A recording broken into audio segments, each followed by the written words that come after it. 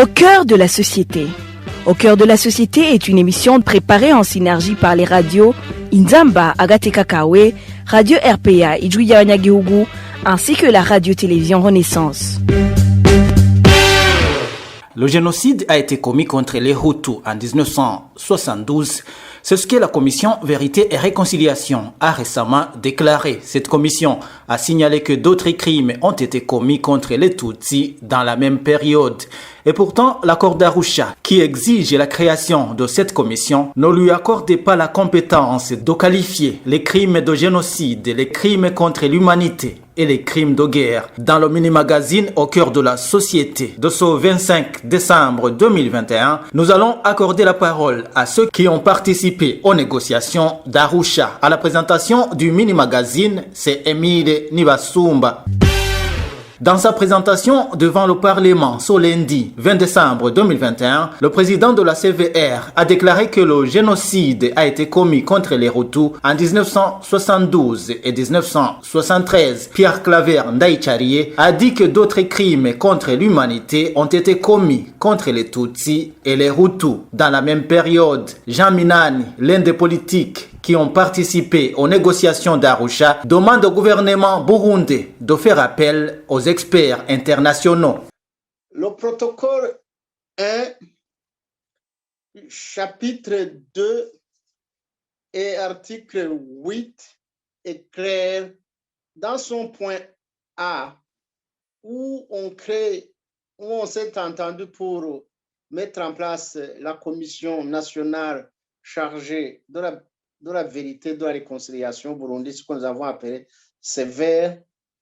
Celle-ci avait comme mission d'enquêter, de qualifier, mais aussi d'arbitrer et de réconcilier, ainsi que la qualification de l'histoire du Burundi. Mais dans son rôle de qualifier les crimes, il est écrit expressément, on s'est entendu expressément, que cette commission nationale Vérité et Réconciliation n'a pas de compétence pour qualifier les actes de génocide,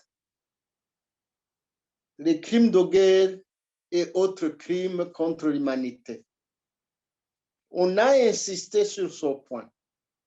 On a insisté sur ce point parce qu'on avait peur qu'arrive à ce point, une commission nationale risque d'être taxé de non-neutralité quand il pourrait qualifier ces crimes de génocide. Et nous avons donc, pour résoudre ce problème, nous nous sommes entendus que le gouvernement demandera à l'ONU de créer une commission internationale pour enquêter et donner son rapport au Conseil de sécurité afin que celui-ci puisse qualifier les crimes commis au Burundi s'ils sont réellement de crimes de guerre, de crimes de génocide ou d'autres crimes contre l'humanité. Alphonse Rugambarara a également participé aux négociations d'Arusha. Il dit qu'il n'y a rien de nouveau dans les déclarations de la commission Vérité et Réconciliation, sauf que la clarification de ce qui s'est réellement passé doit être faite par une commission internationale. Ce qui a été déclaré par cette sévère, nous l'avons inscrit dans l'accord d'Arusha lui-même. L'article 3, alinéa 3 du premier protocole le dit clairement, que toutes les parties signataires reconnaissent qu'il y a eu des actes de génocide, des crimes contre l'humanité et des crimes de guerre contre les communautés Hutu et Tutsi. En attendant que les commissions que nous avons mises en place, c'est-à-dire la commission internationale d'enquête, fassent toute la lumière sur cette question. Et donc, pour moi, dire que la CVR reconnaît des actes de génocide ou le génocide contre les Hutus, des crimes contre l'humanité, contre les Tutsis et contre les Twa, ça ne change pas grand-chose sur ce qui est inscrit dans l'accord d'Arusha. Mais ce qui change le plus, c'est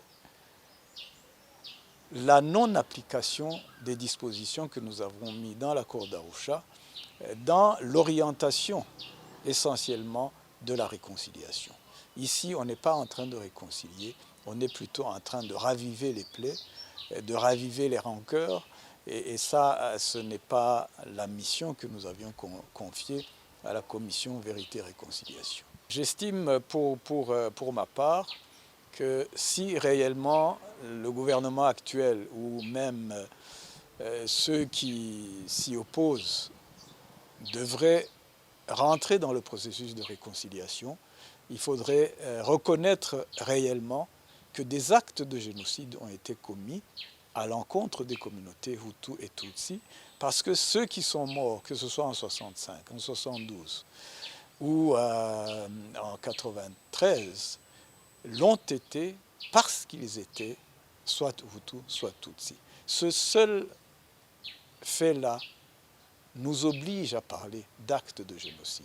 Maintenant, pour clarifier qu'il y a eu génocide comme tel, parce qu'il y a toute une panoplie de raisons mises en avant pour déclarer que tel massacre ou telle tuerie découle de génocide, il faut la présence d'une organisation internationale, en l'occurrence l'ONU.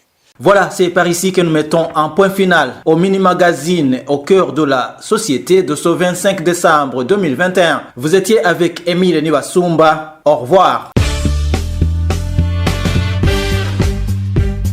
C'était l'émission Au cœur de la société.